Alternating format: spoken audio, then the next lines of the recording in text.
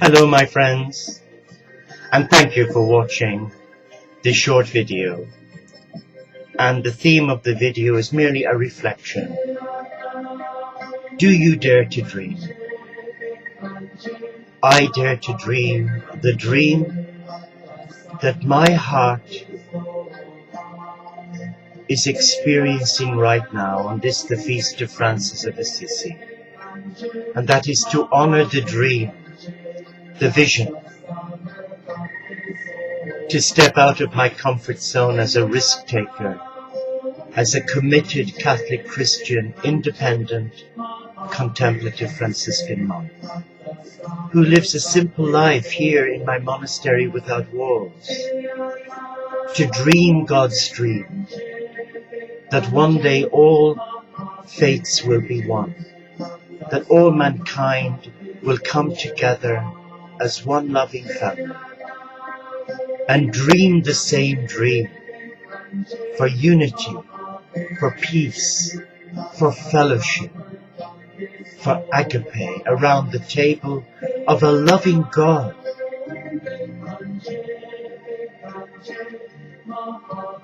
One great man who inspired me enormously apart from Jesus is Martin Luther King. Here we have a great man who knew persecution from other Christians because he was black. And I know that many of our brothers and sisters who are black do suffer prejudice in one shape or another, but they're not alone. Other groups suffer prejudice. Those who've been divorced, who are committed Christians or Muslim or Jews. Those whose sexuality is not the norm. But what is the norm? But Martin Luther King said, I have a dream. And that dream was to see all God's children live in peace, for black and white to live together and not be alienated and ostracized in the name of God, where whites walked on the right side of the road and blacks walked on the left, where black brothers and sisters had to travel in inferior transport and eat in separate restaurants and go to separate picture houses. And yet all of this prejudice was carried out in the name of God. That really, really hurts my heart, to think that even today there are men and women of God who say they're of God, but they give lip service to God when they reject brothers and sisters as their equal. But Martin Luther King's dream took 40 years.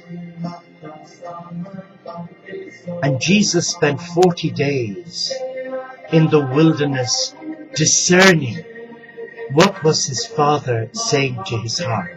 What was his ministry to be? Oh, and yes, he was tempted. You know he was tempted if you've read the story, where Satan, who was once a great angel of light, he tempted Jesus and Jesus rebuked him.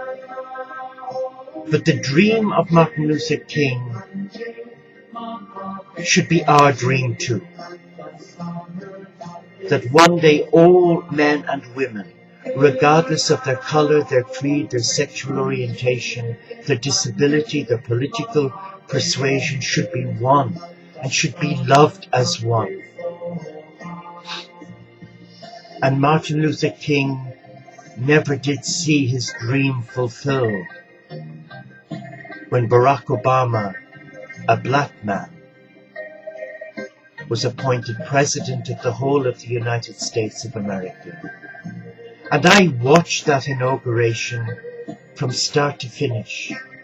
And though bleary-eyed and tired, I made myself watch it because I am a great devotee of Martin Luther King. I have nothing but admiration for this good man, this holy man. But I watched the television cameras home in on Jesse Jackson, the Reverend Jesse Jackson, and the man had tears in his eyes, and I wept. I wept with him.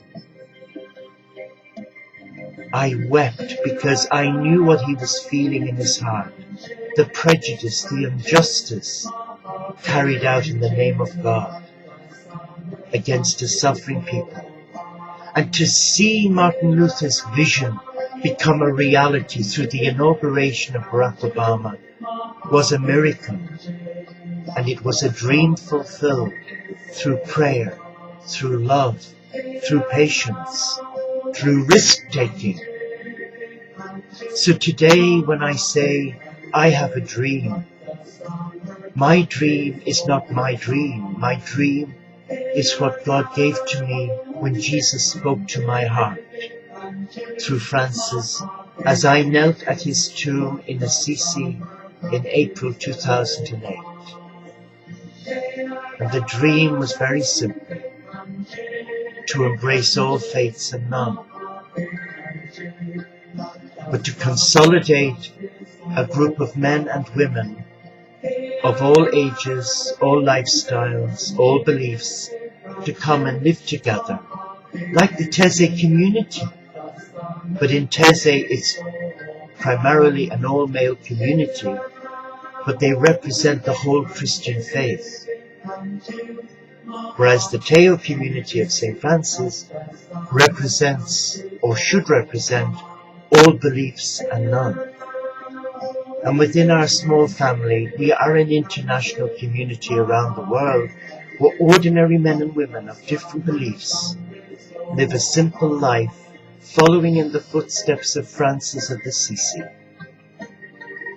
Inspired by Jesus, the barefoot Galilean, inspired by the prophet of Muhammad, the prophet, the Buddha, the Krishna, Ganesh, Vishnu,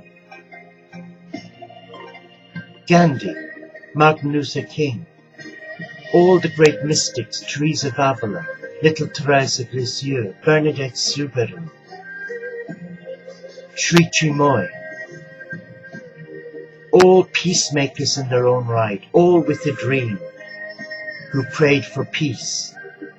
And the vision, the dream that we're trying now to materialize through prayer is the Field of Dreams, where the Franciscan Abbey of Peace and Compassion, an eco-sustainable lay monastic community of men and women and friends to come and live that simple life and show the world that God is a God of love and that God has a dream and empowers you and I to dream that dream,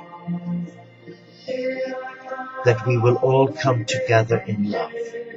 What a challenge.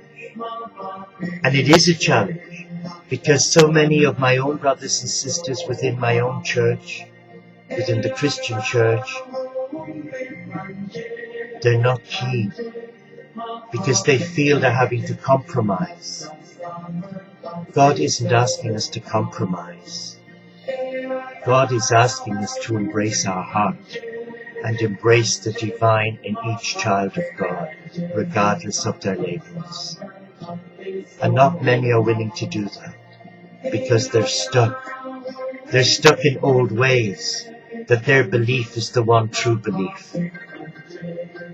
Well, religion is not God-made, it's man-made. In man's search for God, we created all these divisions. And these divisions are alienating the whole family of God.